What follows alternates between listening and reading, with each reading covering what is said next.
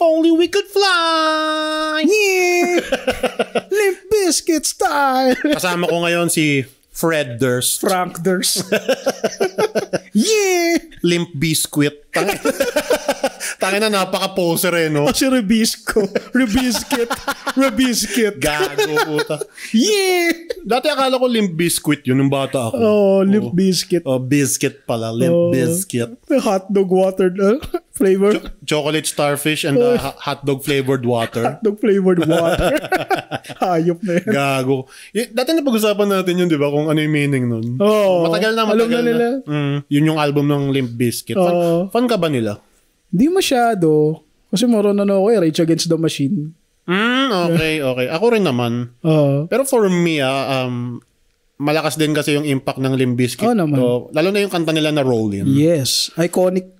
Keep rolling. Tsaka yung banda na yun, iconic naman eh. Pag sinabi mong new metal, unang papasok sa iba, Limp Bizkit. Pwede ba silang tawaging hip-hop metal? Yeah, kasi nagra-rap sila eh. They consider themselves as hip-hop din naman eh. Tumirik ka eh. At saka nakikita mo naman nagko-collab, nakipag-collab sila kay Snoop Dogg, mga rappers din. Ay, oo. Diba? Kaya, makakonsider mo rin. Pero more on new metal talaga. Para sa akin, new metal. Sana nga bumalik yung new metal eh. Babalik naman yun. Active pa naman sila. Lahat naman ng banda na nasa genre na yun. Active pa rin naman eh. Slipknot, Korn. Ay, sa bagay. Pero hindi sila ganun ka-explosive. Iba na kasi yung taste ngayon eh. Tama ba? Parang mas feel ng mga tao ngayon yung mga alternative, mga indie. Oo. Diba? Tsaka may mga gusto mas mabigat pa. Mga deathcore. Mga ganun. Yung mga gent na tinatawag yun. Kasi okay. mga obscure na bilangan. Gent. Iba yung gent, DJ. Kasi the way sila mag-riff. Ewan ko, basta. Inspired ba yung Linkin Park sa Limp Bizkit? Hindi, iba sila. Ibang atake sila. Nga, no? Yung Linkin Park kasi parang experimental. Yung Hybrid Theory na album talaga yun. Parang masasabi mo na, iba to. Alam mo, sapak. Unpopular opinion, hindi ako fan nung In The End. Yun yung parang yun yung Narda ng Kamikaze. Oo nga. Yung kahit naman sila yata, ayaw na nila kantahin yun. In the end, natripan ko lang sa Hybrid Theory ng Linkin Park siguro, yung, ano ba to? Oh my God, nakalimutan ko yung title tuloy. Ano? Hindi, yung One Step Closer. Yun talaga. Yung, tawag dito, yung intro kasi nun para may sumabog. Pero mas fan ako ng Meteora. Yun din yung naabutan natin eh. Mas natripan ko yung Meteora ng Linkin Park. Yung trip ko doon yung yung Lying From You. Lying From You. Yun ba yun? Yung May Somewhere I Belong. Yun. Yung Meteora. Ayun, naalala ko pa yung isa naalala ko ngayon lang. Yung isa sa favorite ko sa Linkin Park Hybrid Theory na album, Points of Authority. Tingin ko mas trip ko yun eh. Lahat ng kanta nila dun eh. Tama ba dun ba yun sa Hybrid Theory? Lahat ng kanta nila dun, walang tapon. Forfeit the game before somebody else takes you out of the frame. Paper Put your name to shame. Gusto ko yung intro ni Mike Shinoda dun eh. Tapos biglang yung may scratch. May scratch ni Mr. Han. Mr. Han. Yun nga, buti na lang nakalipas na yung issue ng Linkin Park. Oo nga eh. Ayoko na rin pag-usapan yun. It's too... masyado nang, para saan dated na masyado. Hindi na rin okay pag-usapan ngayon yan. Anyway, do you hate Mondays? Kasi I hate Mondays. Oo naman. Kasi yung Sunday parang break time na lang. Parang lunch break na lang. Sobrang bitin. Yun nga eh, pag ito favorite ko kasi yung part ng... favorite kong araw sa isang week. Actually, Wednesday. Kasi halfway through na eh. Ayan na. Parang at is ka na eh. Parang, okay, halfway through na ako sa problema ko parang sa nakikita mo na yung yung light sa end ng tunnel. Parang ganun. Parang nakikita mo na yung rainbow. Ayan na. Thursday naman. Kasi looking forward na sa Friday at Saturday. Gets ko. Automatic na yun eh. Well, may Thursday pa nga, pero at least nasa Wednesday na tayo. Yung parang... Hayahay na kahit papaano. I love it Wednesday. Siyempre, pagdating ng Friday, eto na yan. Parang orgasmic na. Orgasmic. Pero ang gusto ko lang sa Friday, yung 'Di ba kasi ang tingin ko sa Friday na araw, para siyang crucial talaga na araw sa isang week. Kasi kailangan mong tapusin lahat ng kailangan mong tapusin para hindi ka habulin sa weekend, sa weekends. Oo, ganun, yun nga. Parang itodo mo na sa Friday, tapos pag nag-out ka na sa Friday, ayan na, relax na. Eto na. Happy ka na. Hindi ka na mamamroblema. Ganun. Tapos pagdating ng Sabado, ay, sarap. Pero iba pa rin yung pahinga mo ng Friday night eh. Di ba may something sa Friday night na pahinga? Parang parang kasing na mindset mo nun, hindi ka nagigising na maaga. Hindi na. Ako may pasok ako na Sabado eh. Pero yun nga, na-appreciate mo pa rin kahit paano yung Sabado. Oo naman. Naranasan ko na rin yung dati pagpapasok ng Sabado eh. Parang pahabol ng kaunti. Papasok ka half day lang, tapos uwi ka na. Ganun. Sa akin naman, bumabawi na lang ako. Pag Sabado, magbabike ako. Ganun nga. Magre-reflect ka sa nangyari, tapos enjoy mo na lang yung natitirang araw mo sa weekend. Tama. Sana nga 4 days na lang yung pasok, tapos 3 araw pahinga eh. May bansang gumawa niyan eh. Alam ko around Europe. Hindi ko alam kung ginawa nilang 4-day work week. Mas naging efficient. Yes, mas naging mas naging productive yung tao, mas nabawasan yung mga late, na-less yung OT. Kasi nga may enough rest eh. Alam mo weird nun walang OT. Yes. Walang OT pero 4 days lang yung pasok. Pero sila, productive sila. Tapos yung performance ng mga empleyado nila dumoble yung efficiency. Okay. Kasi nga may enough rest, may enough time para mag-spend sa ibang bagay. How the fuck did that work? Dito hindi nangyayari yun. Wala dito, exploitative dito. Lintek na pag-OT, thank you na lang. Tapos pag sobrang sipag mo, papuri na lang ibabayad. Kaya si Frank, masipag yan, nag-OT kahit walang bayad. Naging issue yan last time, no? Yung may 2 content creator na nagbabangayan. Hindi, may point naman. Hindi ko pangangalanan. May point yung isa, si si ganun. Hindi, ang point ng isang side, kapag pinag-OT ka, make sure na bayaran ka sa oras mo. Kasi, hindi naman kasama sa kasunduan yun na mag-extra ka eh. Diba? So, kung labas sa contract yun, bayaran yung extra hour mo. Ganun lang. And karapatan mo yan as an employee na humingi ng bayad sa karagdagang oras na ginugol mo dun sa trabaho mo. Kasi oras yun eh. Priceless ang oras eh. Tsaka hindi mo na mababalik yun eh. Nasa labor code yun. Yes, nasa labor code yun eh. Ipaglalaban mo dapat yun. Sinasabi lang nung isang content creator na yun na practice mo yung karapatan mo as an employee. Tapos yung other side, nung nakita yung post na yun, kasi negosyante yung lintik na yun. Yung hayop na yun na... yung gagong yun. Yung hayop na yun. Yung masiba na yun. Yung putak The biggest! Yung putak ng putak na yun. Hindi kasi ang katwiran naman nung isa, kasi employer siya eh. Yung mga ganun daw na tao na nagrereklamo na dapat bayaran yung OT, yun yung mga tipo daw ng empleyado na walang utang na loob. Ungrateful daw. Ungrateful. Ikaw yung ungrateful. Ikaw yung ungrateful. Yung piece of shit. Papautiin mo, wala kang pambayad, gago. Kaya nga locus talking. Diba? Tama na yung nag-render ka ng 8 hours. Ayun naman kasi nasa contract. Yun din. Tsaka, bakit mo ipipilit yung gusto mo na kailangan magpa-abuse sa'yo yung employee mo, di ba? So, ba't gano'n, nire-ridicule nila yung tao na nagsasabi lang naman ng karapatan niya sa employee. Alam mo kung bakit? Kasi, para walang magre-reklamo. Ang daming motivational dito ngayon na nakatama lang na isang beses. Akala mo kung sino ng mga hinayupa. Putang ina. Daming ganyan eh. Nagsimula din yan sa isang motivational shit din eh na kaya ako nakapunta dito sa posisyon ko kasi nung nagtatrabaho pa ako, nag-i-extend ako hanggang 6 kahit walang bayad. Tapos na-practice ko na pala yun, yung may negosyo na ako. Yeah, good for you. Pero hindi lahat applicable yun. Walang ganong luxury yung iba na mag-extra pa. Tangina, may commute pa kaya. Baka mamaya yung pinapasok mo trabaho, kumpanya rin ang mag-aanak mo, kaya gano'n.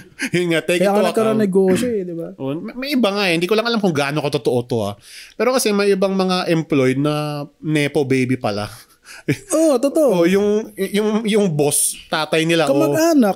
Tapos yung mangyayari, less yung i-render nilang oras sa isang araw para mga 3 to 4 hours lang. Tapos nag-ipon lang na pang negosyo. Tapos nung nagkaroon negosyo, yun, motivational speaker. Tangina nyo. Nakakainis ang puta. Diba?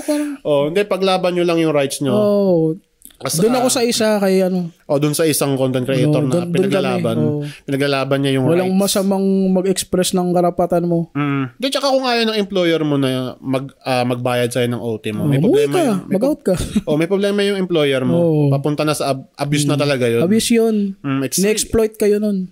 Ay nako, tangina yung mga nino-normalize dito no? Para daming nino-normalize dito na katangahan. Ano? Alam mo, sobra ako nababahala sa mga normalization dito sa Pinas. Slavery, nino-normalize. Tangina pedophilia nga, nino-normalize na.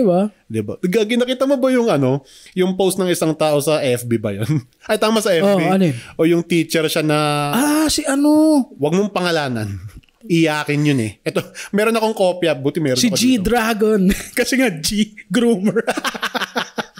Dragon kasi halimaw. Beast. Teka lang, hanapin ko yung post dito. Ito. Ito yung post niya na maraming nabuwisit Including us. Including me and you. Tangin na ba? May picture pa yan may picture to yung class picture. Class picture. Tapos magkatabi sila nung asawa niya ngayon. Ito post niya. Sinong mag-aakala? Matayo balahibo. Ito yung post. Sinong mag-aakala na ang katabi kong bata sa grade 5 advisory class ko ay magiging asawa ko pala? OMG! At magkakaroon kami ng napaka-cute na anak. Diyos ko. Medyo nakakabuisit yung part na yun. Cute na anak. Tapos may age gap kami na 36 years. Ito pa yung nakaka-disturb. God is really working wonders. God is really working wonders. Utang na loob. Ginamit pa yung gadang puta. Pag pinasukan ng religion, wala na parang tangina ka, wala kang kwenta kausap. Imagine mo, pag tinanong siya ng mga anak niya pag malalaki na paano mo nakilala si mama? Kasi nung time na yun. God is really God is really working wonders. Working wonders. Talaga pa. Tapos mapakita nila yung mga old posts niya.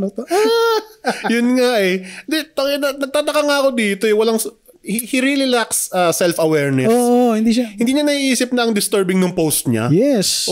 Proud pa gago. Yeah. Hindi na nga niya dapat ginawa, pinagmalaki pa niya, hayop. Yung hindi mo na nga dapat ginagawa, pinagyabang mo pa.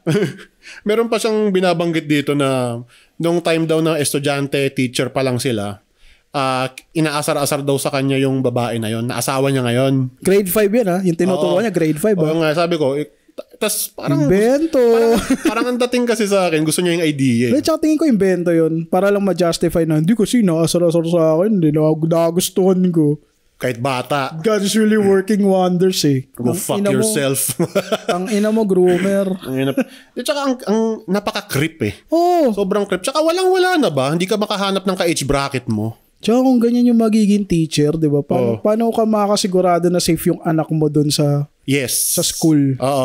Tapos, if ever may anak kang babae, tapos yan yung advisor, Ito pa. Ano kaya pakiramdam ng parents ng babae, Ito nga, parang okay lang sa kanila Wala basta ganun. Gusto rin na ng anak nag-room Yun nga, kasi nga, na-condition mo na na-condition mo na At saka, nakaka-disturb lang dito na akala niya, normal lang yun noon kasi walang nagre-reklamo. Walang nagre-reklamo. Ayop na yan. Ang pagnanakaw noon at pagnanakaw ngayon ay walang pinagkaiba. It's still a crime. Siguro kung may pinatay ako, halimbawa, I killed someone, I shoot someone in the face. Walang nagreklamo. Okay lang yun. Ganun ba yun? Tangin na logic na ito kadiri. Tapos ngayon na may nagko-call out sa ginawa mo. Nagagalit ka. Kasi alam niya, totoo. Ay nako. Ito pa sabi niya, I never thought magkakaasawa pa ako in a very late age. Damn. Kahit nga active ako noon sa Singles for Christ. Tanga na Singles for Christ pa. Ay talagang sinasabi ko sa mga kasamahan ko na hindi na ako mag-aasawa. Well, siguro dapat hindi nga kung ganito yung premise. Siguro kung sumali to sa game show noon, yung kakasaka ba sa grade 5, champion yan Hayop ka. Kakasaka ba sa grade 5? Are you smarter than a 5th grader? Di ba yun? Are you smarter than a 5th grader?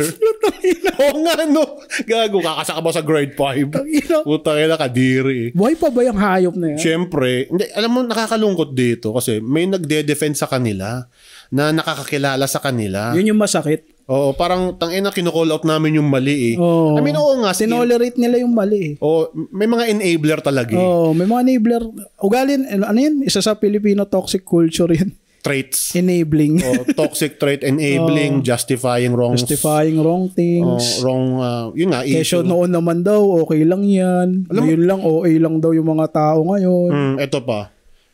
Mayroon kasing content creator na gumawa ng video sa kanya si Kaalaman.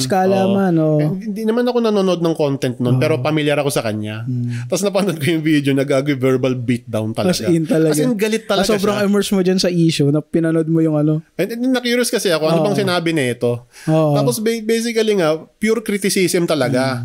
Ang mga sinasabi niya dun sa video, pinagbasihan niya sa post nitong si teacher nga. Tapos nag-react siya, yung teacher mismo, ito sabi bravo, ang ganda-ganda ng script mo at ako ang bida. Kung gusto mong kumita, wag kang mag-imbento. Imbento? Ipinagbasihan nga yung sinabi mo. Yung post niya Kaya nga Parang ang pinost siya na mahaba yung krimen niya yun nga diba? Talaga sinulit niya dun yung timeline. Kung paano sila nagkain-laban. Tangina kadiri, gago. Tapos eto mag-skip na ako. Re-recta ko na dito. Kasi basically nagyayap lang siya. Sinasabi lang niya yung reklamo. Ngumaw-ngaw lang siya. Sinasabi niya dito, content creator din ako pero hindi ako nanlalamang. Parang ganon. Tapos eto, ang sabi niya dun sa huling sentence niya, ang ganda-ganda ng love story ko. Ginawa mong karumal-dumal. Kuya, tangina mo. Gagawin nung nabasa ko to ay tapped out. Ayoko na. Hindi maganda love story mo. Ang creepy, gago. Alam mo kung gaano ka out of touch tong hayop na to. Sasabihin nyo, ganda-ganda ng love story ko. Sa pananaw mo. Sa pananaw mo. Pero sa pananaw ng mga kumakampi sa inyo. Pero kung in general, tangina groomer ka. Gago. Nakakabuwis. Swerte mo, di ka nakulong Yun nga, ito nga kasi wala namang nag-accuse sa kanya nung time na yun Parang siguro happy puppy love lang. Parang ganon. Puppy love, ang tanda na niya. Ito pa kasi 36 years yung age gap nila. Ang layo nun. I mean, hindi ako mamamroblema kung nag-meet sila, adult na yung babae. Magigets mo kung 20-something na yung babae. Okay lang yun. Cute yun, parang gano'n. Tsaka yung sinasabi nilang love wins, it doesn't work that way, okay? Huwag na justify, please lang. It depends. Tsaka kung, ito kasi nakakainis, ginagawa nilang shield yung religion. Ito na naman tayo Ayun na, pag pinasok talaga yung religion, umaasim yung usapan. Hindi kasi gusto nilang i-shutdown yung arguments mo. Kasi nga active naman daw siya sa Singles for Christ. Tangina mo, gago. Mahiya ka naman. Hindi mo pwede i-bring up yun kasi paano nga kung hindi naman religious yung kausap mo. Diba? Paano kung agnostic? Paano kung logical mag-isip? Diba? Walang logic dito. Creep ka lang talaga. Creepy ka. Yun nga, tangina, walang-wala ba? Tsaka alam mo yung kaso niya, parang yung mga villain na nalo. Yun yung nakakapikon Oo nga. Kasi he get away with murder He got away with murder. He got away with murder. Ganda-ganda ng love story ko. Tangina mo, gago, creepy ka. Nung sinabi nga niyo yung tangina mo ka, ay top down. Naawa ako sa parents ng mga babae. Feeling ko sila doon, against sila doon, pero wala silang magagawa kasi gusto rin na ng anak nila. Kasi nga na-condition na. Grooming nga. Yun nga.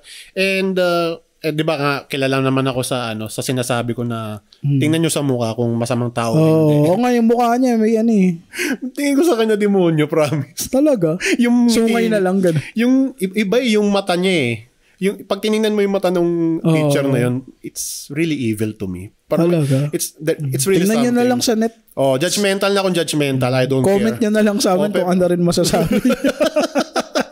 Hindi, ilang yun sa akin. Parang nung groomer na yun. Meron silang picture, nakita ko yung graduation yata nung babae yun, nung bata pa siya. Katabi niya yung teacher niya. Iba yung ngiti nung lalaki, parang hey, pwede na parang ngiting tagumpay. Maraming case na ganito. Ilan taon na yung babae ngayon? 21, 22. Tapos yung lalaki 58. Pero may future pa yun. Yun nga. Pero wala, nagkain-laban na Diyan ako natangay, kahit may mali, nagkain-laban na Wala na tayong magagawa. Hindi. Wala Tanginan yung mga kadiri. Sana na-apprehend ka, hayop. Diyan lungkot lang na hindi naagapan.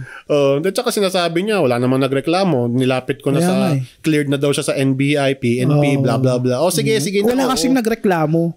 Kaya cleared ka na talaga. Clear ka talaga kasi wala kang nagreklamo sa ginawa. Oo nga parang tanga. Is living in a different world than the rest of us. Alam mo, tama talaga at hiwala yung Facebook na matatanda sa bata. Hindi, tsaka the fuck na, hindi kasi ito, nagigets ko naman na proud lang siya dun sa love story nila. Happy siya kasi akala niya wala nang papatol sa kanya. Kahit napaka-questionable. Yes, kahit napaka-creepy. Siguro may part sa kanya nagsabing wala nang papatol sa akin. Kasi creepy ako. Ito bata to, kahit i-groom ko. Maniniwala to sa akin.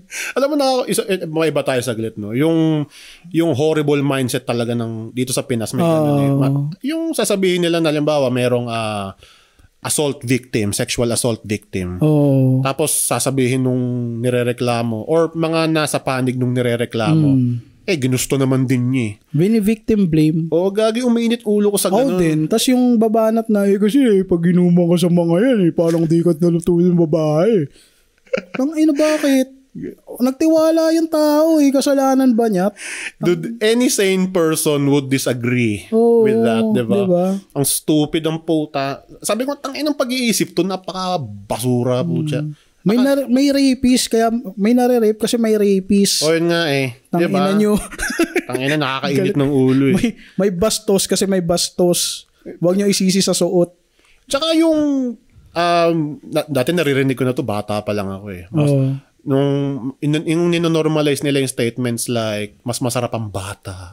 Ganyan. Parang...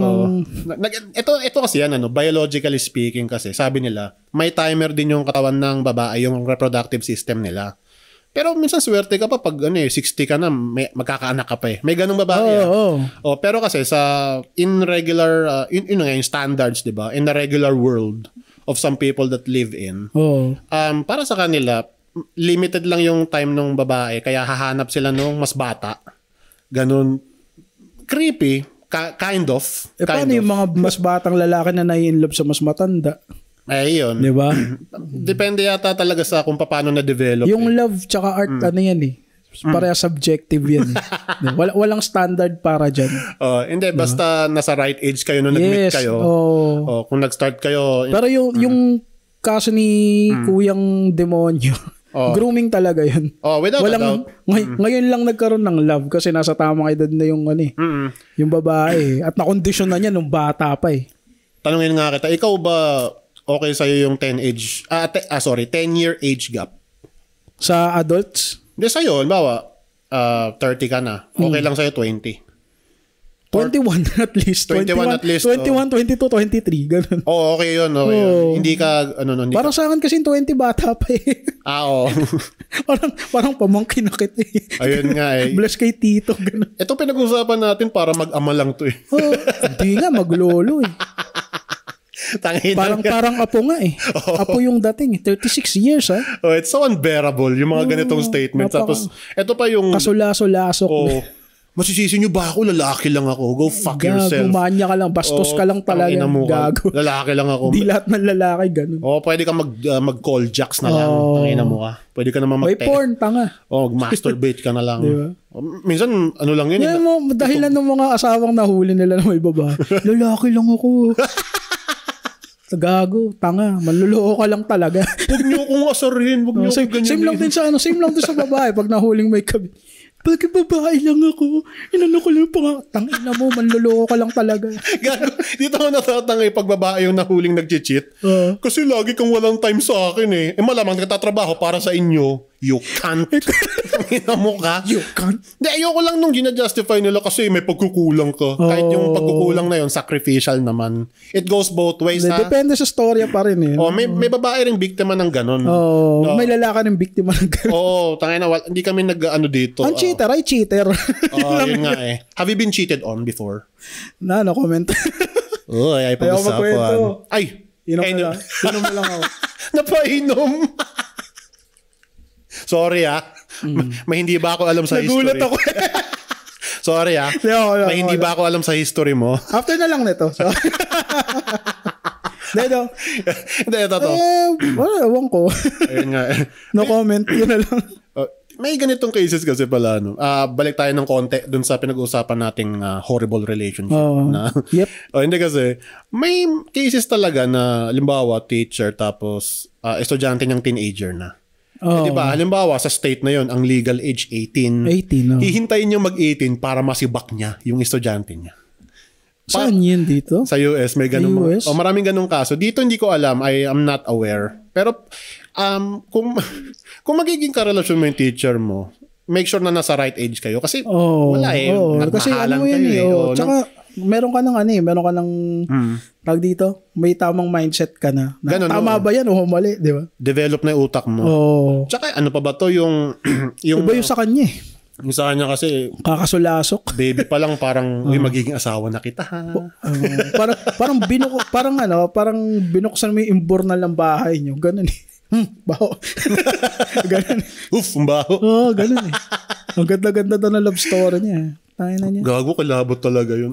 Sarap niya ang sarap niya yung Stone Cold Stunner. Well, yun nga, kung pumapasok na dyan yung love, sige, bahala kayo. Pero make sure na nasa tamang timeline kayo, ha? Oo, di ba? Tamang edad. Tsaka you should live in the same kahit world. 10-year age gap, kung nasa legal age naman. Di ba?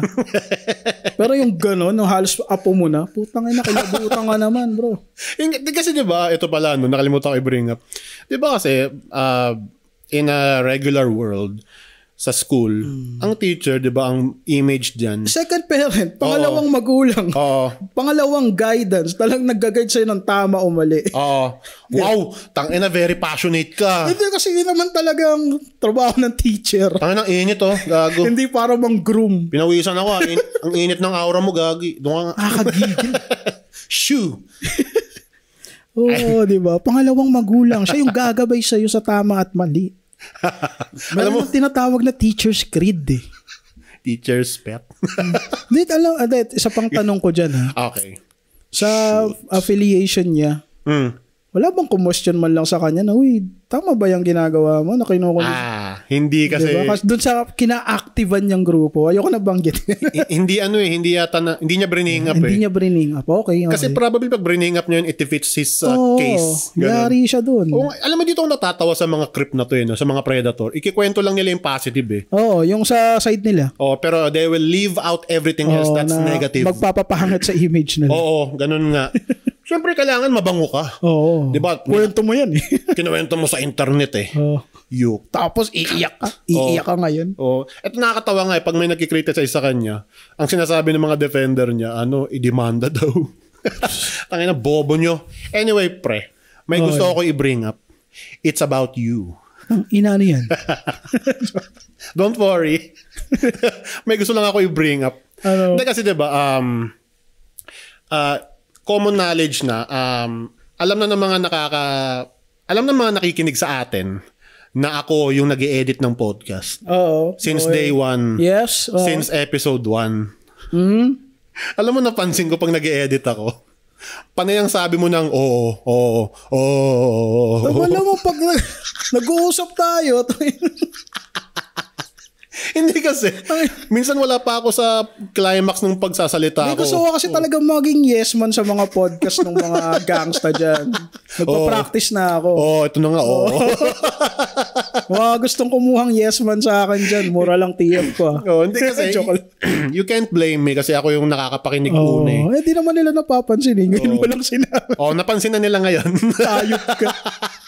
Next episode may may counter na kami na. Ilang oo yung sasabihin mo para. 1, 2, 3, 4, 5. Ino mo. Gago, nakakatawa yun. Alam mo yung magtatali na. Yung una piyok Ngayon Parang naging flavor na yun ng podcast. Siguro subconscious na lang na pag may pinapakinggan ako sa'yo. Oo nga, tas hindi mo, kasi recorded kaya iba yung dating. Ito na nga, nag-oo ka. Pero don't get me wrong hindi kita fina-fault. Okay. I brought it up for the laughs. Yeah, boy. Yeah. Siguro gawin mo, yeah. Ganon. Ang konyo. Para kang taga BGC konyo. BGC podcast. Parang dating natin BGC podcast na. Dude, but have you watched the new film there? Yeah, it's kinda parang hindi ko kaya, man. Hindi, don't get me wrong. Be yourself. Thank you. Pero kasi, ilang beses ko na napansin yan nung nag-edit ako. Hindi ako nadidistract, pero noticeable siya sa akin. Tapos pag gumagawa ako ng reels para sa podcast, ang dami mong Siguro sa isang episode natin, nakaka-40 ka na Minsan nga bilangin mo. Gusto mo gawang ko. Hindi, tingin ko conscious ka na, hindi mo nagagawin Visit. Ngayon ko lang din napansin Surprise! Sasabihin mo na naman, binubuli kita. Yes. Tangina. Ayan. Huwag niyo pansinin yung ni Frank, ha? Yes. Yes. Oo na naman ako. Ang hirap hindi i-bring up, promise. Kasi ito na yung peak eh. Sabi ko 40 episodes na eh. Tapos panay, Pang 41 na tayo, man. Dati may sakit din ako yung ano. Pero tingin ko natatanggal din naman kapag... eventually. Please bear with me. Sorry. Ito, para fair ako sa'yo, may nangyayari sa akin madalas lately. Siguro from episode 35 onwards. Yung pag iniisip ko yung sasabihin kong next, yun nga eh. Gumagano'n ako. Oo nga eh. Diba? Pero lang yun. Pero fair ako sa'yo. Ang importante... Podcast namin to, pakilang yun. Hindi na. Natatawa lang ako sa mo eh. Kulang na lang tawagin kang man eh. Boy. Si Boy Yes man nga. Gusto kong maging yes man. Si Boy Ano kaya gawin kong racket yan, no? Ano? Naghahanap po ako ng podcast yun na kailangan ng yes man. Promise. Stroke yung ego mo hanggang labasan. Gago ka. Hindi, pero pwede ka nga hype man. Yeah! In case you haven't noticed, mukha ka ring rapper eh.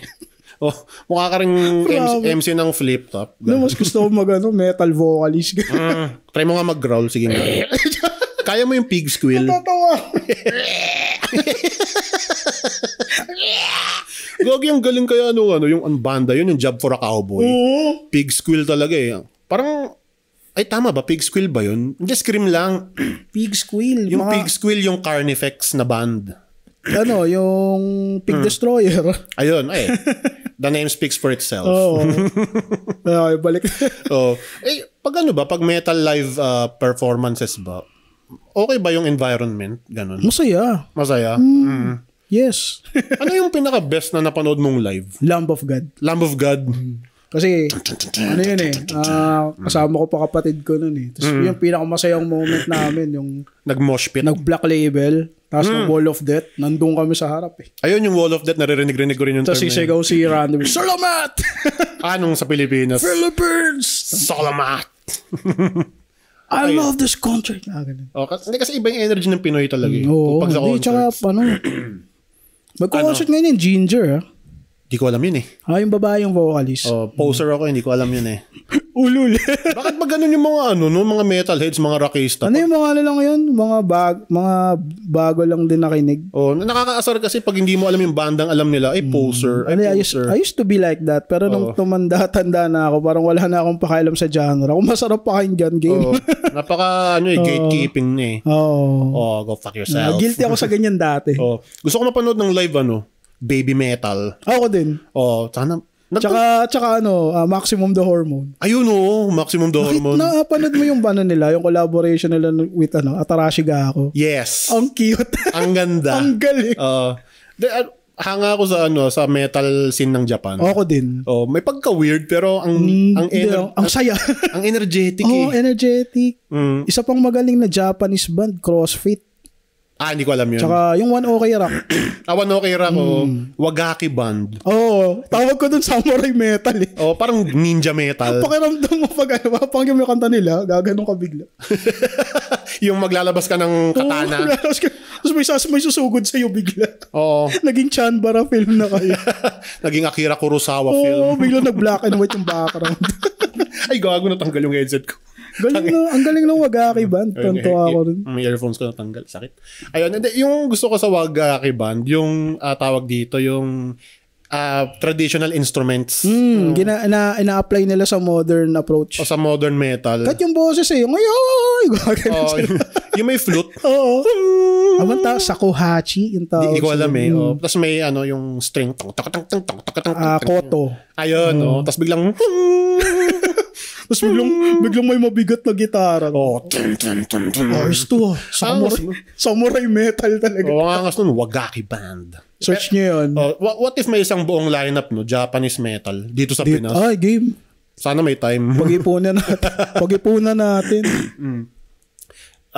Hindi pa ako nakapanood ng live performances talaga eh. Talaga? Hindi kahit pa. Isa? Pero on YouTube lang. Iba yung live. Iba yung live eh. Parang pinakamalupit na live performance for me, yung sa Linkin Park din.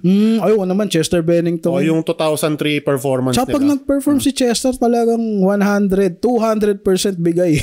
Kita, hindi nandadaya. Kitang-kita mo nga yung damit niya na, yung suot niyang long sleeves. Nung una tuyo eh. Tapos parang siyang tumalon sa pool. Nung tapos na yung show, para siyang binasa ng isang tabong tubig. Ay, isa pang masayang performance na napanood ko, Cradle of Filth. Talaga? Tagan sila Pulp SummerSlam. Ano kinanta nila? Yung the median album nila. Hell Goes in the Fog. Tapos Nymphetamine yung closing nila. Nymphetamine, of course. Tapos sumunod Killswitch Engage. Damn. Okay. Yeah. So, isa ka pala talagang certified metalhead. I love listening to metal. Ano? May ibang metal na hindi ko na hindi ko na ma-take. Baka matanda na ako. Alam mo kung ba't tumigil ako sa pakinig ng metal? Sumakit yung ulo ko. Parang may isang banda na pag pinapakinggan ko, napapagod ako. Ano? Lorna Shore. Di ko alam yun. Pakinggan mo yun. Nakakapagod. Para ka nag-jogging.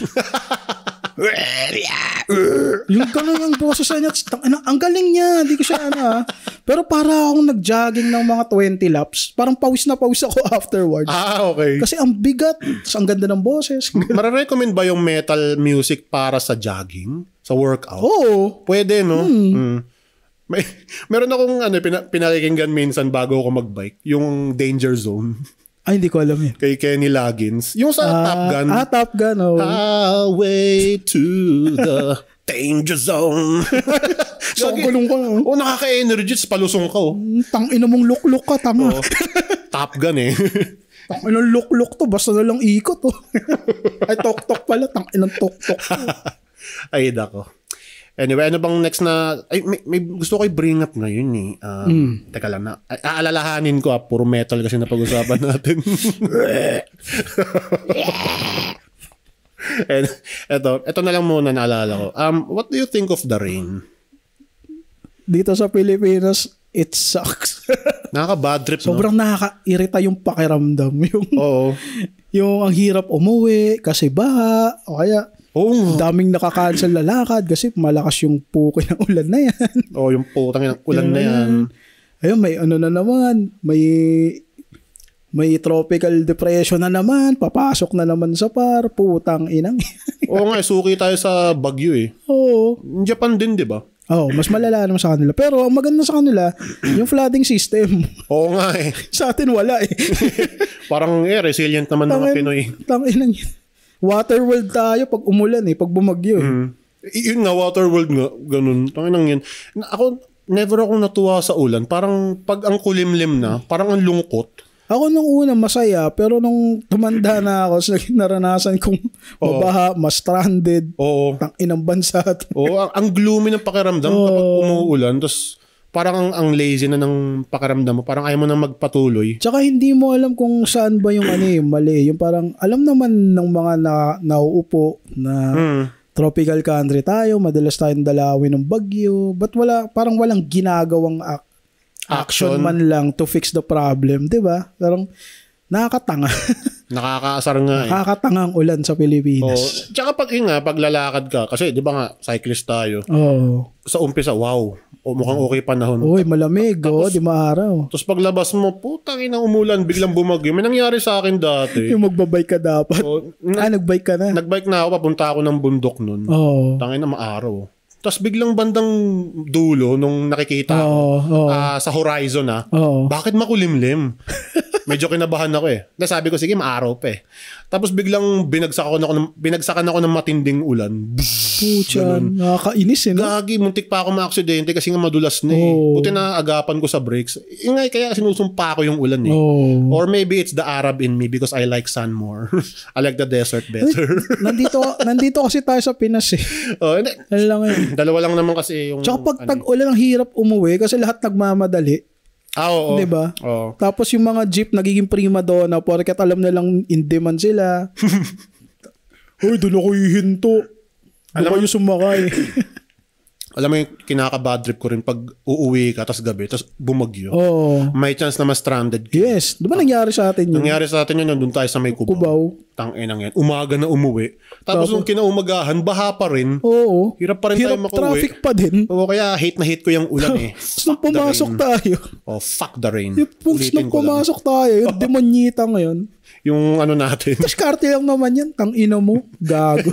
Nung di tayo makapasok. Pag naalala ko yun, kumukulo dugo ko hanggang ngayon. Oh, kupal nga na ano yun. Kupal na employee rin yun. Si Lucifer. Lucifer tawag ko rin dun. Anyways. I just hate the rain. Hindi ako natutuwa eh. Ako ngayon, dati love ko yung ulan, pero nung hindi, kailangan din naman ng ulan syempre from time to time. Pero minsan, ito pa pala yung reklamo ko. Pag magsasampay ka ng laundry mo. Tapos biglang umulan sa kalimutan mo isa ipasok. Minsan pag pinasok mo, nangangamoy kulob na eh. So walang kwenta yung nilabhan mo. Yung Fabcon walang kwenta kasi naulanan. Scam nga yung Fabcon eh. Sasabihin nila kahit nasa loob ng bahay, mabango pa rin. Kulob eh. Lul, niloloko nyo kami. Ay nako, tanginang yan. Ikaw ba, Brang, may pagka-inggitero ka rin ba minsan? Hindi. Never. Wow! Very quick yung response mo. Nakakaramdam ako ng inggit pero hindi ako yung may inggit na magagalit dun sa tao. Ay, iba na yun. May inggit ako na na-inspire na, buti pa siya, galing naman niya. Pero kung kaibigan ko yun, tapos nagkaroon siya ng gano'ng achievement, never. Diba magiging proud ako. Magiging proud ako sa yung kaibigan ko. Dito ka plastic pag ikaw yumaman ka o kaya naging successful kang podcaster, hindi ako mabibiter, magiging masaya ako sa'yo. Alam mo, nakakatakot kasi mag-post ng achievements mo eh. Kasi may mga matang, alam mo yun, I can blame them kasi they're in a bad situation tapos makakita sila ng success story. Nakaka-down nga rin. Parang kasi, alam mo sa sarili mo na ginawa mo naman yung part mo pero it did not cut. May inggit na tong ilan to, hindi naman yung deserve yun. It did not make the cut. Parang it just did not fit at all. Kaya parang, sige, you deserve it. Malamang pinaghirapan din ng taong yun. Pero titignan mo yung sitwasyon mo. Kahit nga pag yung tao na yan, alam mong kinupal ka. Yun yung parang so kita mo siyang may achievement. May inis ka pero di ako talaga naiinggit. Yung parang wala na akong pakay, parang tanginan to kupal kaya ka nagdasan dyan eh. May ganun din ako eh kasi marami namang kumupal sa akin. Sa atin. Tapos nakikita ko success sila. Why? What the fuck? Di ba nagiging honest lang ako Parang tanginang yan, anong nangyari? Bakit ikaw pa yung mas blessed? What the fuck went wrong? Sa akin ang inisip ko na lang umangat yan kasi maraming inapakan sa baba. Ay, pwede. Yun lang yun. Oo nga pala. Pwede. Umangat yan kasi maraming inapakan. Ganun nata talaga kailangan. Yes. You need to do some extra. Some extra wrong. To make you feel right about minsan yourself. Kasi parang pag kailangan kung gusto mo maging successful, may konting kakupalan kaya ganun ata talaga yung mundo no? Kailangan medyo kupal ka rin. Parang walang lugar yung mga mababait na tao dito. Well, tingin ko meron lang tayong time for everything. Hindi pa lang natin time ganun. Yes. May kanya-kanyang face. Naniniwala pa rin ako dun. Ganun din naman ako sa'yo kapag halimbawa, kilala ko naman mabuting tao, successful siya. Great. Pero pag kupal, ibang story yun eh. Parang, yan, paano magiging pathetic sa'yo? Pero recent lang may, kilala mo naman to, yung kumupal sa atin. So, sinend mo sa akin yung picture. So, parang, hindi na ako nakaramdam ng galit or inggit. Yung parang, good thing, he's in a good place na. Pero kupal ka pa rin. Pakyo ka pa rin. Pero I'm happy for you kasi you're in a good place. Parang salty ka ng konti dun eh. Pero understandable naman. Kung alam lang nila kung ano ginawa sa atin. Yan nga eh. Pero ngayon parang nag-ease down na yung galit ko. Yung parang mas more on naging happy na lang for him. Ganun na lang. Pero gusto mo pa rin siyang saksakin ng banana cue stick? Hindi na. ng stick. Hindi na. Just siguro ayaw ko na lang siya makita. Yan nga eh. Parang kasi pag malaalala ko lang yung disrespect eh. Pero may isip mo rin kasi parang ang unfair. Ang unfair lang ng universe. Totoo. Ang parang may question mo rin, putang ba't gano'n? Lumalabang ka naman ng patas. Unfair yung universe sa'yo. Pero who knows, di ba? Sooner or later, you'll be in the same place as that person. Tables will turn someday. Yun na lang. Hopefully. Yan na lang ngayon. Ay, Frank, kaya mo ba to? Almusalin mo street food. Yun. Gagi ako rin, hindi ko kaya. Chicheria. Halimbawa, street food na. Street food yung ano. Kaya ko mag-almusal ng chichirya. Chichirya? Oo. Pero yung kwek-kwek. Minsan nagagawa ko yun eh. Ay, hindi. Suka, aga-aga, sakit sa tiyan nun. Magkape ka na lang ng magkape kaysa magsuka ka sa umaga. Kasi kandidato ka rin sa hyperacidity.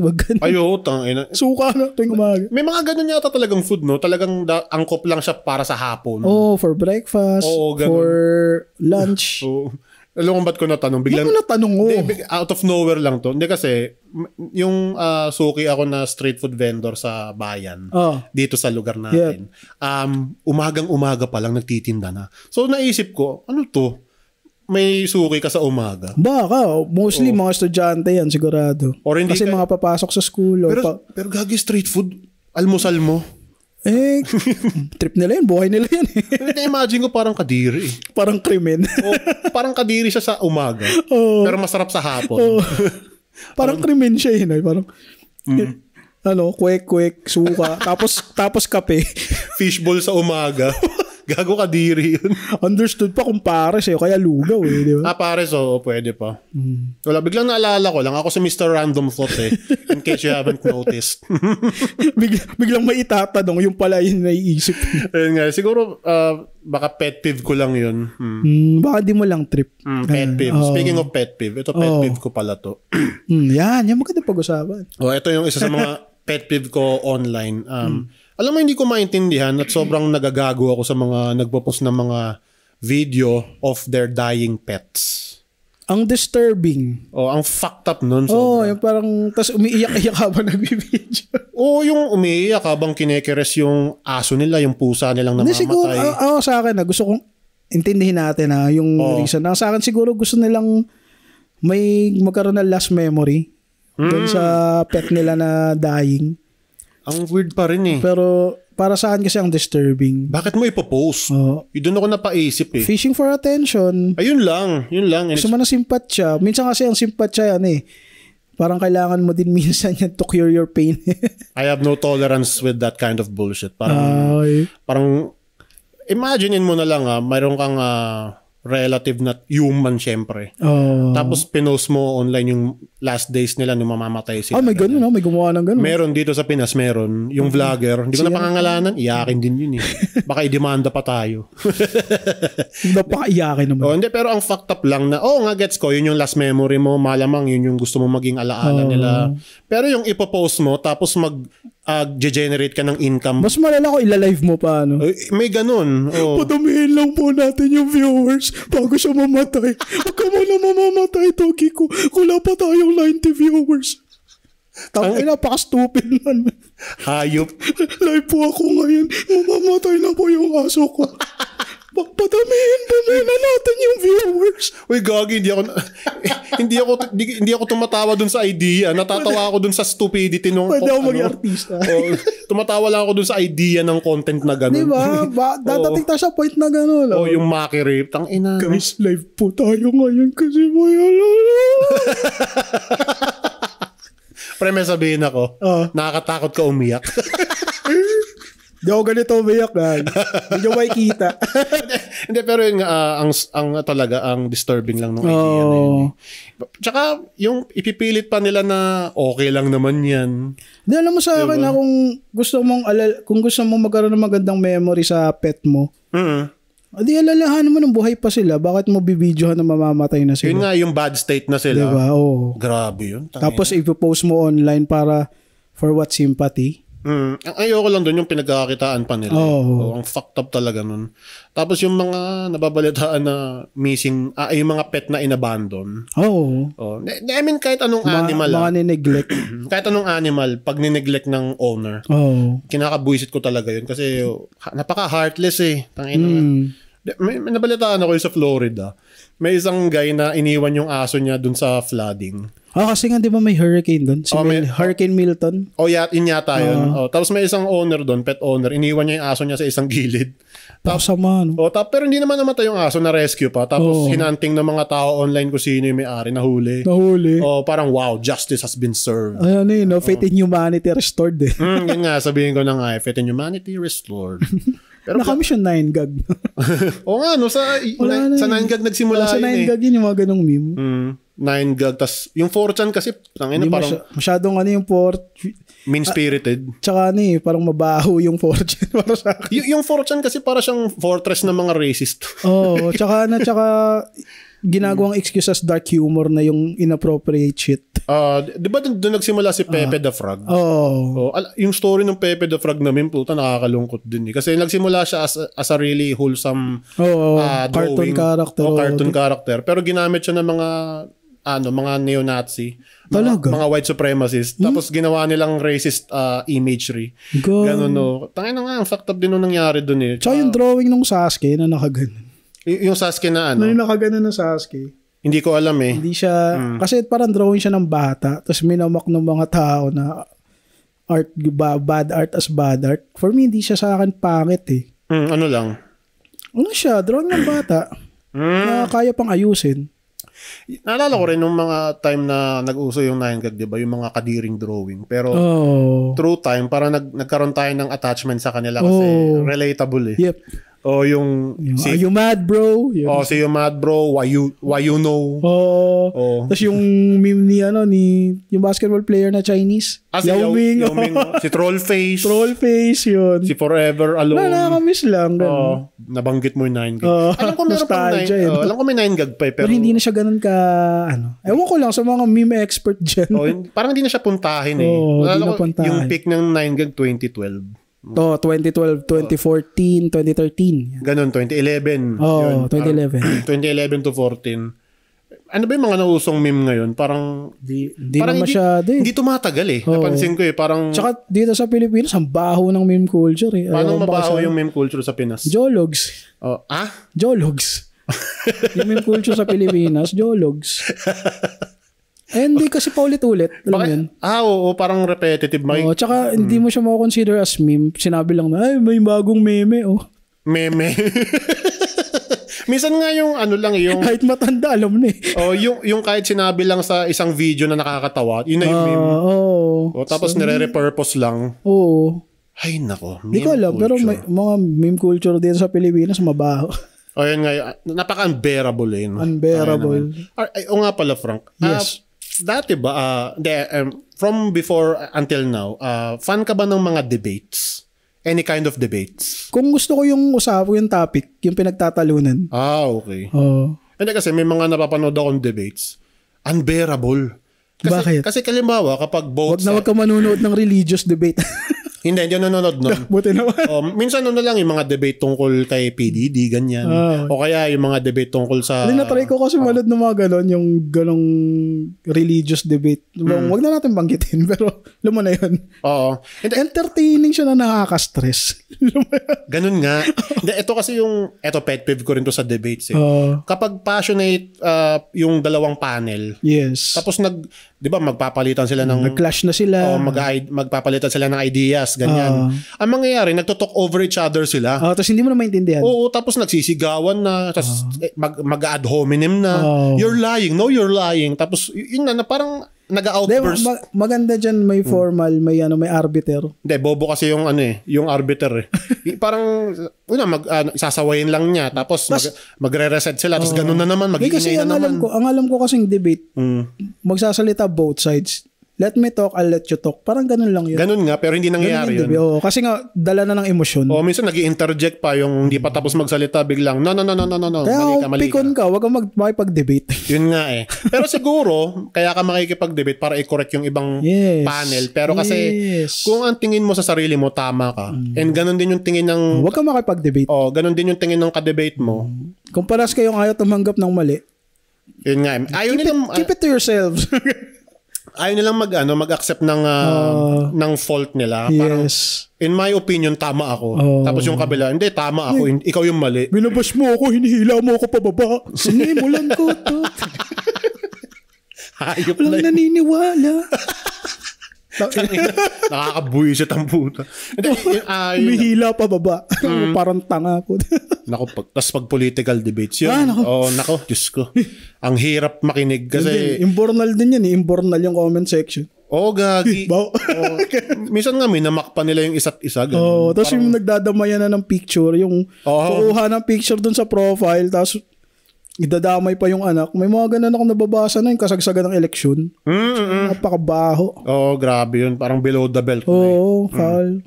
It's really strange and kind of disturbing din. In my opinion, yung ganung mga tawag dito, ganung klase ng argument. Yung parang, hindi ako mananalo sa debate na to, so eto na lang gagawin ko. Ilalabas ko yung mga image ng mga anak mo para masaktan ka. Parang hit them in the heart. Dapat talaga dito, pag social media, may lisensya. Ay, yun nga, like you would always say. Ay, nako, ito pa isa kong pet peeve ko. Yung naming sa Starbucks, bakit laging mali? Ano ba meron dun? Hindi ko alam, baka nagmamadali lang sila. Dati po. Pet peeve ko nga yung Starbucks itself. Oo, ako rin. For various reasons. Lalo na dyan yung sa Antipolo ngayon. Bakit? Squatting na eh. Bakit? Madumi? Kasi ang dami nang pumupunta, ang dami ng balahura. Alam mo yun? Oo, gagi. Kapag weekend nga sa Starbucks, ang daming, yun nga, mga bata din kasi. Minsan nga gusto ko tayayan, tara, bike tayo, tapos Starbucks tayo sa Antipolo. Kanina nadaanan ko, daming motor, daming sasakyan. Baho. Ayun nga, ayoko na yan. Tapos may mga magbablog pa. What's up, mga maingay. Lahat vlogger na ngayon sa bansa na to. Tingin nila may pera. Hindi, pero yun nga sa Starbucks. Mga kupag. Hindi ko lang maintindihan sa Starbucks ba't laging mali yung spelling ng pangalan ko. Tangin na, di ba Abdul? A-B-D-U-L. Puta, may nangyari pa A-B-D-H-U-L. Oo. Abdul. Ina mo. Gago. Meron pa ako nakita dati, yung spelling ng pangalan ko. A-B-D-O-O-L. Abdul. Dapat mga 4 na O. Abdul. Gago. One time nga sa akin, sinabi, so anong name nyo? Frank. Linaw. Pagdating ng kape ko, Rap. R-A-P. Nice. Maingay ba nun sa Starbucks? Hindi. Tangina labo, no? Yung branch na yun, parang medyo secluded pa.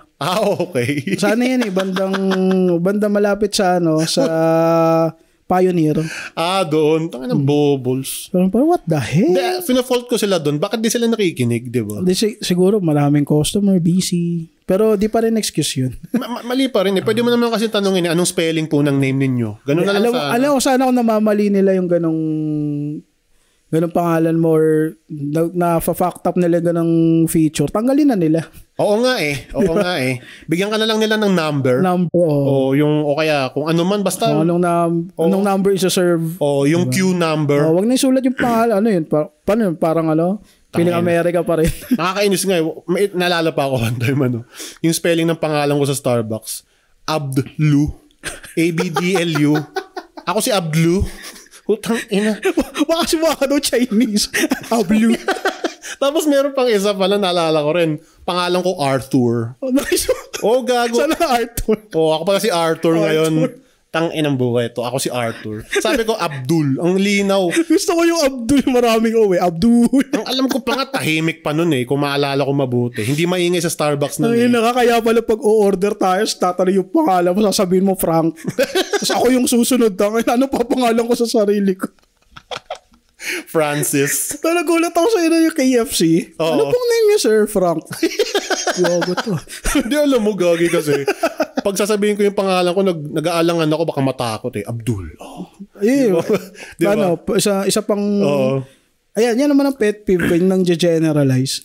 Ay, Muslim, yan, baka magagalitin. Kinakabuisit ko yung pinagtatawanan yung pangalan. Common dito sa Pilipinas. Ano yan mga nakita nila sa mga slapsticks na pelikula noon.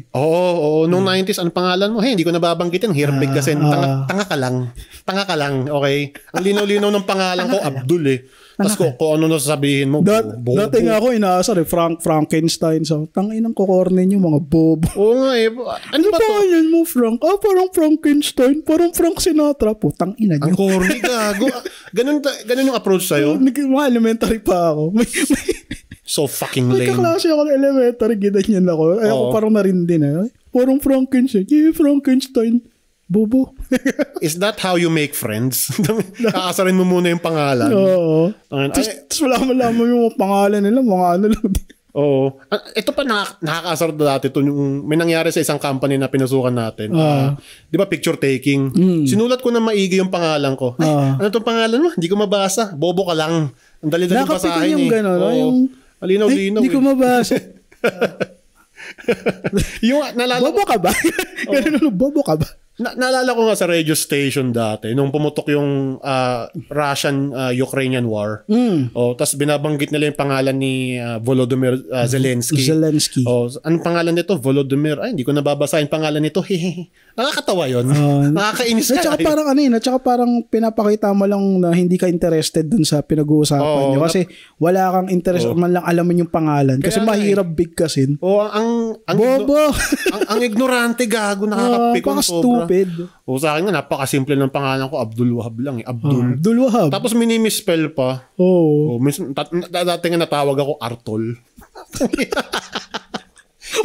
Ako ba yung mali o kayo? Hindi ko na alam. Ba't parang tunog gamot sa tulo? Hayop ka. Si Artol. Meron kayong Artol dyan. Titignan ka ng masama. So kagaling. Ang inataba ng utak mo hayop ka. Pabili ako. Artol. Kasi may tul-tulo. Sakit ng pangako, gagi. Parang gamot sa tulo. Anyway, I think that's it for this episode. Thank you. Thank you very much for listening. Salamat. Yeah, and we're out. Yeah! Sige, yun lang. Bye-bye. Bili ako Artol.